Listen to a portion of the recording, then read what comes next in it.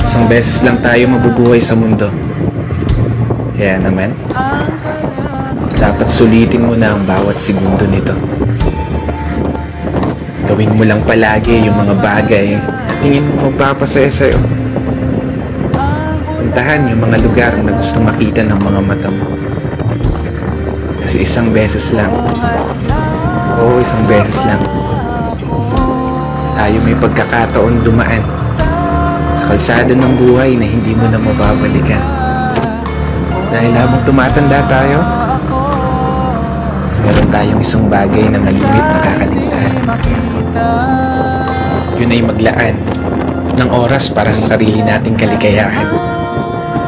Kasi karamihan sa atin, puro trabaho na lamang nasa isip. Sa pagtulog na lang dinadaan yung pahinga habang namamasyal sa panaginip. Ang paggising, trabaho ulit hanggang sa hindi mo na magawang masulit kahit man lang saglit.